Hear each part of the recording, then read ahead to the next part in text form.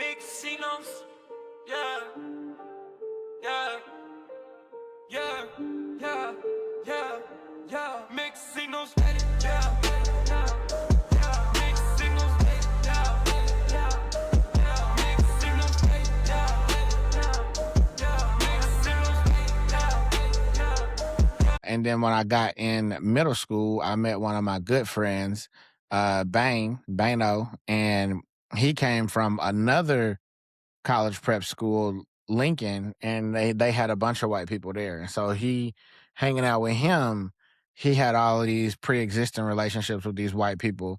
And so then we would go to like parties and get-togethers and things like this. And this is where like the super bad type movie type parties. This is when I got introduced to those type of things in middle school, where there was, like I said, way more white people. And this is when I really started to kind of get familiar with, like white culture. Like I started skateboarding. Well, I was never really good at skateboarding, but a lot of my friends started skateboarding and I would like video them skateboarding. That's kind of how I got into audio and video and stuff like that. But like just random like Green Day, alternative culture, like all of that type of stuff. That's when we got into those type of things. Like, but still living in the hood, right? With other people who were still immersed. Like my neighbors and all of my friends from the neighborhood, they were still in it thick. You know what I mean? Because they didn't go to the schools that I went to and the things that I did.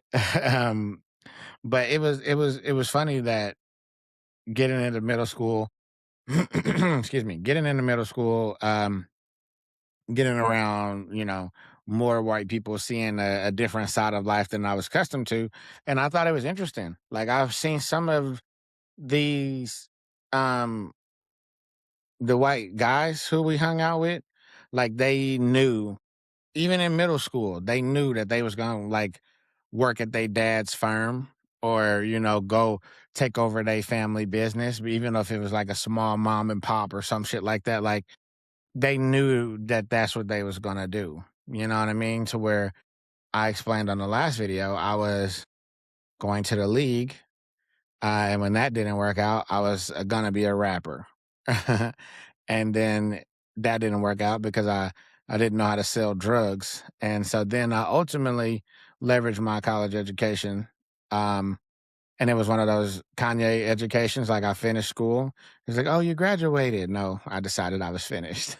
Um, but I used that education to actually give me a job in corporate America and been, just living there. But it was funny though that like even at such a young age, so many of these white kids already knew what they were going to do with their lives, where they were going to go. And some of them was like defiant and was like, no, I'm not doing that. I'm not going to work for your company, dad. I don't want to, I'm going to make my own path.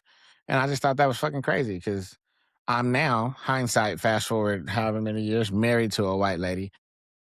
And I make the joke, and it's not a funny joke now that I'm gonna say it on the internet, is that like she's like the worst type of white person because she doesn't have any businesses or anything. She's not inheriting anything from her family.